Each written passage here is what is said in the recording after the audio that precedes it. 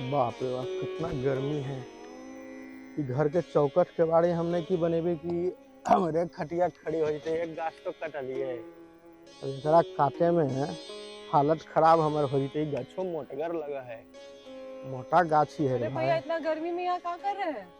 अरे कोची कर रही है एगो पेड़वा कटलिए ना तो ओकरा से दुअरिए के चौकठिया बन के रह गए अच्छा। और खिड़किया ऐसे एगो बच गलो तो ये पेड़वा है जरी हिस्ट पुस्ट जरी मोटगर है लग रहा है एकरा काट देबे ना तो काम हो जते। मतलब एगो के मार देला दूसरों के मारे के चाह। मार देबो कोची तोनी के यह सब प्रॉब्लम हो जरी सा पढ़ लेला के बाद ने अब गच्छा के काट रही तो मार दिलिए। अरे तो ये सोच रहे हैं कि आप जो पेड़ काट रहे हैं धड़ाधड़ तो इससे हम लोग का जो पर्यावरण है वो कितना खराब उसमें कितना दिक्कत आ रहा है। गच्छा काटने से पर्यावरण के कोची हानि होते है तू जाना ही कहल गले हैं बड़ा बुजुर्ग कहकिन कि एगो लकड़ी के जो चौकट के बाड़ी होबो है ना वो लोहा वाला से बहुत मजबूत होबो है साल 2 साल ना 100-200 साल चलो है। चौखटिया तो बन जाए लेकिन इतना जो गर्मी पड़ी थी ओकरा अभी बारिश हुई थे। बारिश होते अरे गर्मी से तो बड़ी तबाह है बरसात जो हो जीते ना तो बड़ी बढ़िया हाल है बहन। तो बारिश हो नहीं रहा है ग्लोबल वार्मिंग इतना बढ़ल है। ये तोर पढ़ल लिखल लोग के नहीं यह सबसे बड़ा बीमारी हो समझ गई ना कि अच्छा खासा आदमी जो काम कर रहे हैं ओकरा कंफ्यूज कर देना है ठीक ना। कभी पेड़ कभी इन्वायरमेंट कभी बारिश कि कुछ समझ में हमरा नहीं आ रहा है तोर बात। आपको कंफ्यूजन है। आप ना यहाँ वाला जो बगीचा है ना हाँ वहाँ पे आइए। कहला वहाँ पे ना विशिष्ट राय वशिष्ठ जी आए हुए हैं। अच्छा वशिष्ठ सर्दिया बोल रहे हैं कि हाँ वो जो है ना पर्यावरणविद है। वो आपको ये सब जितना भी आपके मन में जो जितना सारा कंफ्यूजन आ रहा है ना वो सब सॉल्व कर पहले कंफ्यूजन नहीं हलो तू आके देला हमरा कंफ्यूज कर हम तो गछिया काटिए नतिया हलो हमर कामो हो जते हल। अरे तो अभी आपको बचा दे रहे हैं एगो पेड़ आप काट चुके। हां वो कटलिए तो चौकठिया लगलियो ना दोरिया वाला। वही तो सुनिए तो पहले पूरा बात दूसर को काट देते तो और दिक्कत होता। अरे भाई तो अभी आपके मन में जितना कंफ्यूजन है ना सबको एगो झोला में भरिए और लेके वहाँ बगीचा में आइए और वहाँ पे जितना होगा सब उलेड़ दीजिएगा वहीं पे। शंका दूर कर देंगे तो तुम एक काम कर लेता हो शंका तो तू हमरा भर दिला इतना नहीं कि हमरा दूर कराइए पड़ते है। तू जा करके पहले सर से मिल सर के साथ बात कर हम जे कामा से लियो है ना अब एकरा हम काटो ही ना हाँ। लेकिन एकर नाप जो की कर लियो कुछ तो काम होई तो ना तू चल हम पीछे से तुरंत आ जाइयो हमें ठीक है आप आइए नाप के लेकिन आप काटिएगा ना ना काटबो ने तू कंफ्यूज कर देला अब काटबो कैसे हम एकरा काटल जीतो हमरा एकरा तू कंफ्यूज ना कर देली तू चल ओजा परी हम आवे जो एकरा देख के हम खाली एकरा देख लियो हम मुआयना कर लियो ठीक ना। ठीक है लेकिन काटिएगा नहीं एकदम। ठीक ठीक ठीक जल्दी आइए। ठीक ठीक।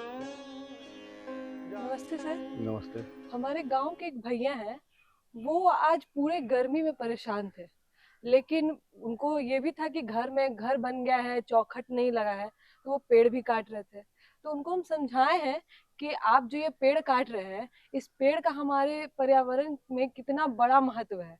और आज का दौर ऐसा है कि गर्मी है तो इतनी गर्मी पड़ रही है कि लोग परेशान हो गए हैं और बरसात है तो बरसात आने का नाम नहीं ले रहा है। उनको हम बुलाए हैं वो बस आते ही होंगे। जी जी सर सर प्रणाम सर प्रणाम सर के बारे में बता रहे हाँ थे। यही है सर। अच्छा सर बता रहे हमरा ई बहन सुनन्नी जो है कि हमरा घर बनले है सर तो चौकट के बारे की व्यवस्था करना ना है सर। अभी जरी सा पढ़ला के बाद आजकल के की हो जा है आदमी के ई नहीं काटो वो नहीं काटो ई नहीं करो वो नहीं करो ऐसे करे लग जा है सर बड़ी समस्या है सर। अब बताखिन सर हम घर बनेलिए तो पेड़ नहीं काटबे अब गर्मी तो सब दिन पड़ले हैं सर गर्मी तो पड़ते रहे की सर एकर की कैसे ही की बोल रहे हैं सर। देखिए सुनिंदा जी जो बोल रही है ना वो बिल्कुल सही बोल रही है। पेड़ काट करके फर्नीचर तैयार करना चौखट की अलमारी तैयार करना उसके लिए एक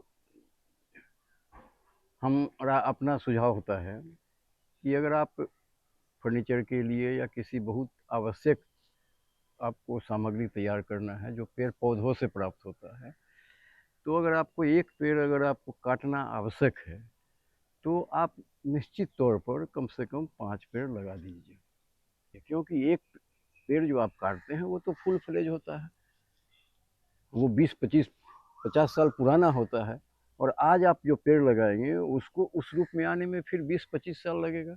तो कम से कम 5-10 पेड़ लगा करके तब ही एक पेड़ का इस्तेमाल आप अपने निजी जीवन में करते हैं।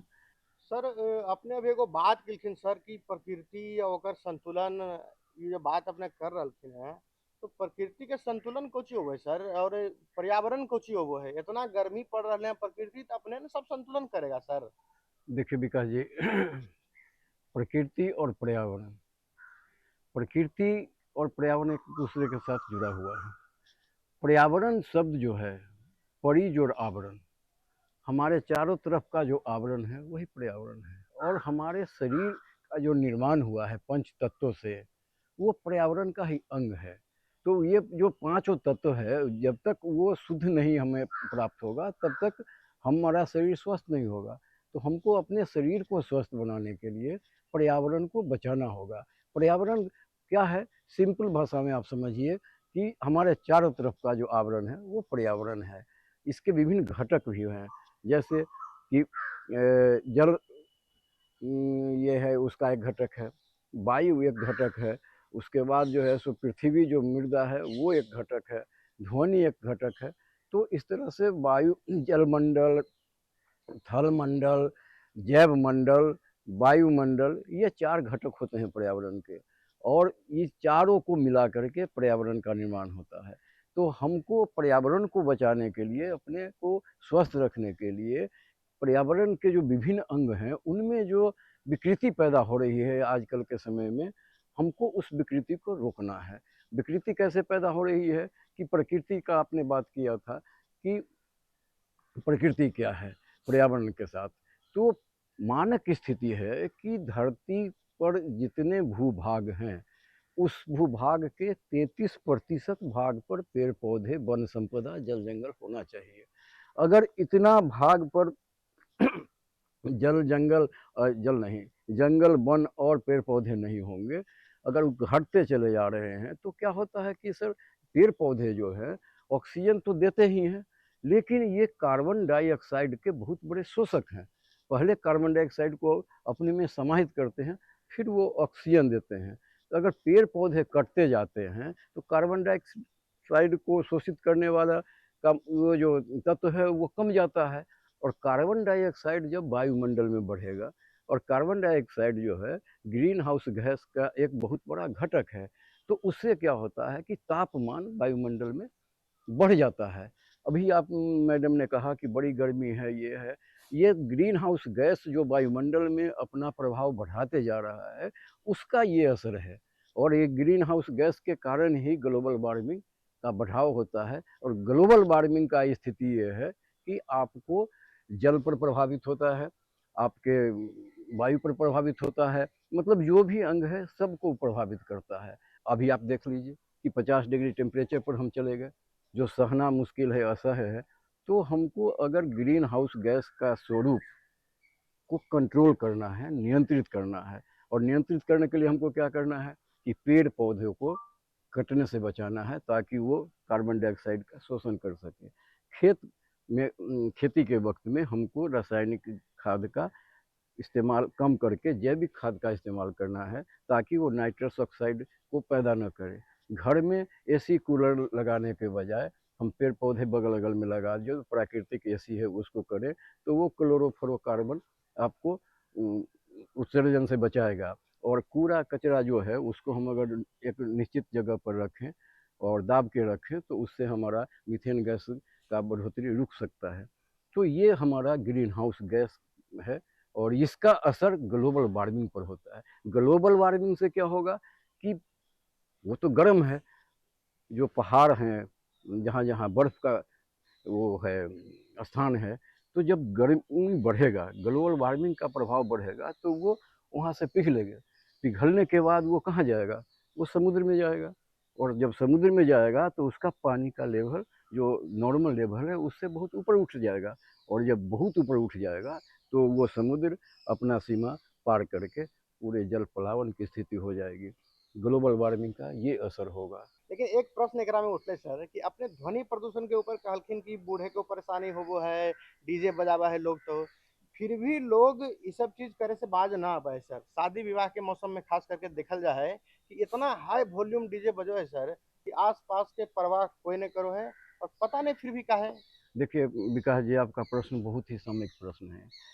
भारत सरकार ने 14 फरवरी सन 2000 को ये ध्वनि प्रदूषण से रिलेटेड एक अधिनियम पास किया।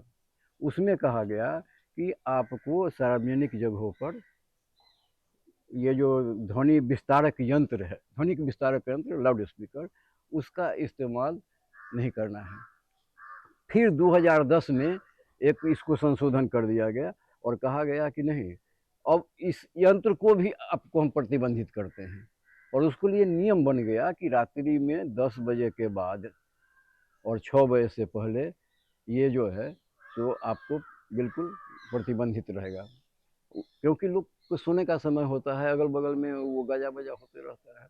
तो ध्वनि प्रदूषण को नियंत्रित करने के लिए सरकार ने ये पैमाना बना दिया। और आपको बताते हैं कि ध्वनि प्रदूषण है क्या। हम और आप जो अभी बोल रहे हैं वो 60 से 64-65 डेसिबल तीव्रता का ध्वनि है। तो जो ध्वनि कर्ण प्रिय है वो इतना ही के अंदर में होता है, और जो इससे ऊपर का ध्वनि होता है उसको शोर बोलते हैं। 70-75 डेसिबल का जो तीव्रता का ध्वनि होता है उसको शोर बोलते हैं। और उससे ऊपर का जो ध्वनि होता है वो आपका जो है वो प्रदूषण को फैलाता है। जैसे डीजे का ध्वनि हुआ, जो रोड के बगल से हम लोग गुजरते हैं, पी पी करता हुआ जो जाता है आवाज़, वो है।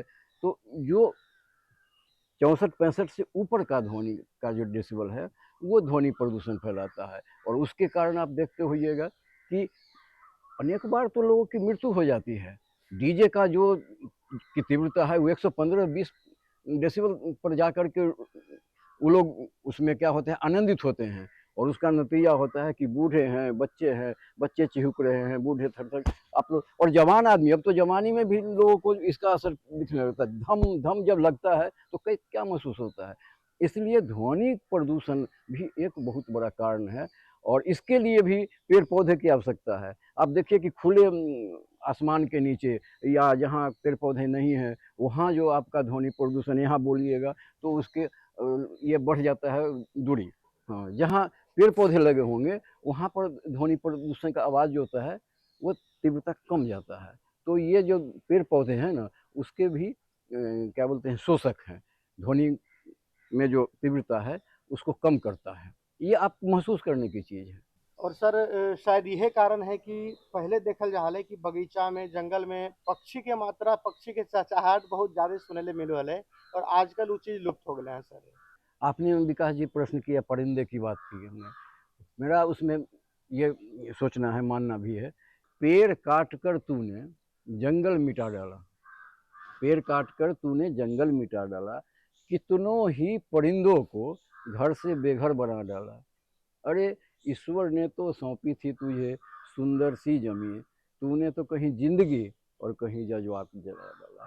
पेड़ काट करके हम क्या क्या नुकसान करते हैं, प्रकृति को हम क्षति पहुंचाते हैं, पर्यावरण को दुखी करते हैं। कितनों जो जीव जंतु हैं, पशु पक्षी हैं, उसके घर को हम घर से बेघर कर देते हैं। एक आदमी को अगर हम घर से बेघर करते हैं तो कितना पाप चढ़ता है। और आध्यात्मिक और धार्मिक दृष्टिकोण से आप उसके घर को उजाड़ देते हैं। तो सर आप आज यहाँ आए और हम लोगों को इतनी अच्छी अच्छी जानकारी दी, साथ ही साथ इतने अच्छे मैसेज वाले हम लोगों को दोहे भी सुनाए, उसके लिए आपका बहुत बहुत धन्यवाद। लेकिन चलते चलते हमारे गांव घर के दर्शकों को एक छोटा सा संदेश देना चाहेंगे। गांव घर के दर्शकों को पुनः हम अपना नमस्कार निवेदित करते हैं। एक आग्रह करते हैं कि बहुत ही आसान काम है पेड़ लगाना और बचाना। आप अपने जीवन में एक पेड़ भी लगा देते हैं तो वो 10 पुत्रों के समान होता है। तो आप पेड़ लगाइए, पेड़ बचाइए, जल को संरक्षित कीजिए, और पॉलीथीन का इस्तेमाल न करें, डीजे का इस्तेमाल न करें। ध्वनि सुनना है तो कर्णप्रिय ध्वनि सुनिए, जो हमारे कानों को सुकून पहुंचाता है। तो इन सब बातों को ध्यान में रख करके आप खुशहाल रहें, पेड़ बचाइए, प्रकृति को संभालिए, पर्यावरण को बचाइए, प्रदूषण को भगाइए, और गांव घर को गांव जैसा ही बना के रखिए। सर अपने इतना बढ़िया जानकारी दलखिन सर, हम तो अभी एक पेड़ तो काट दिलिए चौकट के बाड़े के चक्कर में, लेकिन 10 पेड़ हम लगे भी सर। अरे अपने वाह, 5 क्या पेड़ बात कहलखिन, है। हम 10 पेड़ लगे भी जी सर। जी इतना बढ़िया जानकारी दलखिन हमरा, साथ साथ पूरा गांव घर के दर्शक के सर, एकरा लिए अपने के बहुत बहुत धन्यवाद सर। जी। तो भैया सारा जानकारी तो आपको मिल गया होगा। बिल्कुल, अब पता चल गया होगा कि कैसे पेड़ कितना जरूरी है हम लोग के पर्यावरण के लिए। बहुत जरूरी है, बहुत जरूरी है। हाँ तो ठीक है, जब पता चल ही गया तो आइए हम लोग देखते हैं पर्यावरण संरक्षित पे एक रिपोर्ट। पर्यावरण शब्द परि प्लस आवरण के संयोग से बना है। यहाँ आवरण का अर्थ हमारे चारों ओर विद्यमान प्रकृति प्रदत्त जल, भूमि, हवा, पेड़ पौधे, जीव जंतु और वातावरण से है, जो प्रत्येक प्राणी मात्र के जीवन के लिए अति आवश्यक है। विज्ञान के क्षेत्र में असीमित प्रगति तथा नए आविष्कारों की स्पर्धा में आज हम प्रकृति पर पूर्णतया विजय प्राप्त करना चाहते हैं। इस कारण प्रकृति का संतुलन बिगड़ गया है। धरती पर जनसंख्या की निरंतर वृद्धि, औद्योगिकरण एवं शहरीकरण की तीव्र गति से प्रकृति के हरे भरे क्षेत्रों को समाप्त किया जा रहा है। जल को प्रदूषित किया जा रहा है। हवा में ग्रीन गैसों के अत्यधिक उत्सर्जन के कारण वह प्रदूषित हो गई है। बड़े कारखानों से विषैला अपशिष्ट बाहर निकलने से तथा प्लास्टिक के अत्यधिक उपयोग के कचरे से प्रदूषण की मात्रा उत्तरोत्तर बढ़ रही है। पर्यावरण प्रदूषण के कुछ दूरगामी दुष्प्रभाव हैं, जैसे वायुमंडल का तापमान बढ़ना, ओजोन परत की हानि, मिट्टी का क्षरण, कहीं अत्यधिक वर्षा हो रही है तो कहीं सुखाड़। हमारे ग्लेशियर, जिसका पृथ्वी के तापमान को नियंत्रित करने में महत्वपूर्ण भूमिका है, आज पिघल रहे हैं एवं वनस्पतियों का विनष्ट होना, मानव का अनेक नए रोगों से आक्रांत होना आदि देखे जा रहे हैं। पर्यावरण संरक्षण का समस्त प्राणियों के जीवन तथा इस धरती के समस्त प्राकृतिक परिवेश से घनिष्ठ संबंध है। अपने पर्यावरण को बेहतर बनाने के लिए हमें सबसे पहले अपनी मुख्य ज़रूरत जल को प्रदूषण से बचाना होगा। गंदा निष्कासित पानी समीपस्थ नदियों और समुद्रों में गिरने से रोकना होगा। जल प्रदूषण के साथ ही वायु प्रदूषण भी मानव के सम्मुख एक चुनौती है। बड़े बड़े कल कारखानों की चिमनियों से लगातार उठने वाला धुआं, रेल व नाना प्रकार के डीजल व पेट्रोल से चलने वाले वाहनों के पाइपों और इंजनों से निकलने वाली गैसें तथा धुआं, एसी, इन्वर्टर, जनरेटर आदि से carbon dioxide, nitrogen, sulphuric acid, nitric acid प्रति क्षण वायुमंडल में घुलते रहते हैं। अब हाल यह है कि महानगरों में नहीं बल्कि गांवों तक में लोग ध्वनि विस्तारकों का उपयोग करने लगे हैं। वहीं मोटरसाइकिल व वाहनों की आवाज़, औद्योगिक संस्थानों की मशीनों के कोलाहल ने ध्वनि प्रदूषण को जन्म दिया है। इससे मानव की श्रवण शक्ति का ह्रास हो रहा है। जल प्रदूषण, वायु प्रदूषण और ध्वनि तीनों ही हमारे व हमारे फूल जैसे बच्चों के स्वास्थ्य को चौपट कर रहे हैं। प्रदूषण को रोकने के लिए वायुमंडल को साफ सुथरा रखना परम आवश्यक है। इसके लिए जनता को जागरूक करना चाहिए। बस्ती व नगर के समस्त वर्जित पदार्थों के निष्पादन के लिए सुदूर स्थान पर समुचित व्यवस्था की जानी चाहिए। जो औद्योगिक प्रतिष्ठान शहरों तथा घनी आबादी के बीच में है, उन्हें नगरों से दूरस्थ स्थानांतरित करने का पूरा प्रबंध करना चाहिए। घरों से निकलने वाले दूषित जल को साफ करने के लिए बड़े बड़े प्लांट लगाने चाहिए। सौर ऊर्जा को बढ़ावा देना चाहिए। वन संरक्षण को सर्वाधिक प्राथमिकता देनी चाहिए। हमें उर्वरक और कीटनाशक पर निर्भरता को कम करना पड़ेगा। इसके अलावा प्रत्येक व्यक्ति अपने आसपास गमले में छोटे छोटे पौधे लगा सकते हैं। उपयुक्त सभी प्रकार के प्रदूषण से बचने के लिए अगर हम थोड़ा सा भी उचित दिशा में प्रयास करें तो बचा सकते हैं अपना पर्यावरण। पेड़ बहुत जरूरी है। वो तो है ही है भैया। जैसे हम लोगों के लिए कहते हैं ना कि संतान जरूरी है, तो सिर्फ संतान ही नहीं, पेड़ भी बहुत जरूरी है आदमी के जीवन के रक्षा के लिए खास करके। हाँ। तो इस चलते पेड़ तो लगाना जरूरी है ही है, और इतना बढ़िया सब कुछ होले हैं तो कुछ मनोरंजन भी हो जाए के चाहिए। हाँ तो एकदम, आइए देखते हैं ये लोकगीत।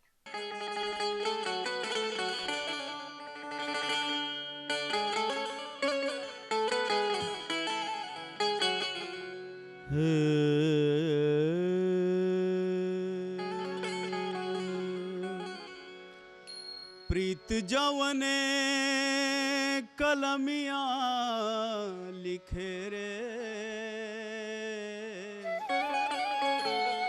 प्रीत जवने कलमिया लिखे रे,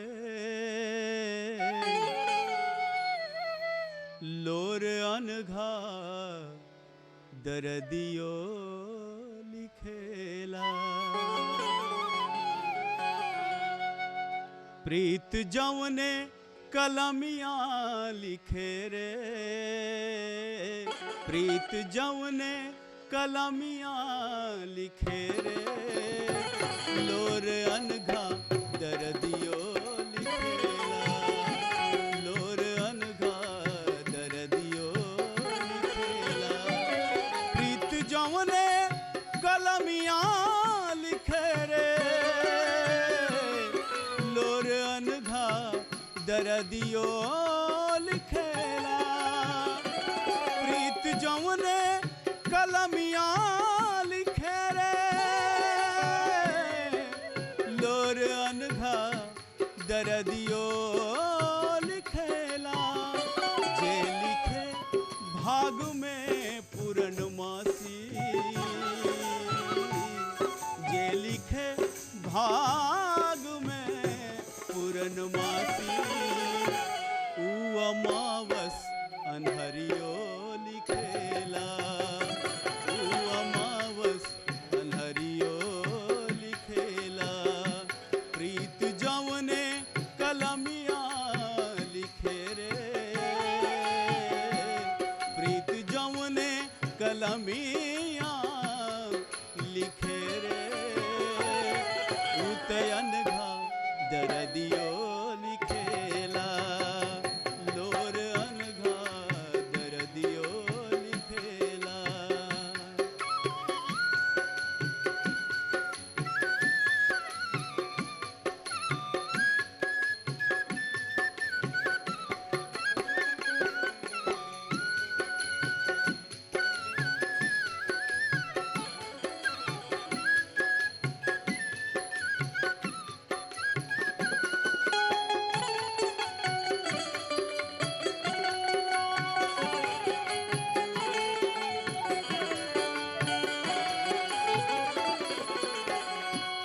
रंग फागुन के सावन के रिमझिम,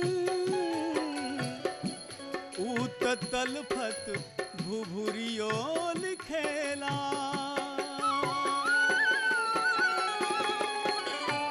रंग फागुन के सावन के रिमझिम, ऊत तलफत भुभुरियो लिखेला।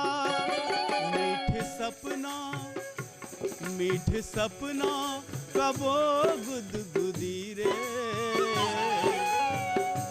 मीठ सपना कबो गुदगुदी रे, ऊत भीजल पुतरियो लिखेला। मीठ सपना कबो गुदगुदी रे, ऊत भीजल पुतरियो लिखेला। प्रीत जवने कलमिया लिखे रे, प्रीत जवने कलमिया लिखे रे, ऊ अमावस अनहरियो लिखेला, लोर अनघा दर्दियो लिखेला। दोस्तों इस कार्यक्रम से जुड़ल अगर कोई भी सुझाव अपने देवे ले चाहोखिन तब हमारे पता नोट करखिन। हमारे पता है कार्यक्रम गांव घर, निदेशक दूरदर्शन केंद्र, फ्रेजर रोड, पटना 8,01,000। हमारा ईमेल आईडी है directorddkpatna@gmail.com। दोस्तों अब वक्त हो चल रहे हैं हमरा और हमारा पूरा गांव घर के टीम के देखिन इजाजत। मिलबे अगला अंक में अगला विशेषज्ञ और अगला सब्जेक्ट के साथ। तब तक के लिए नमस्कार।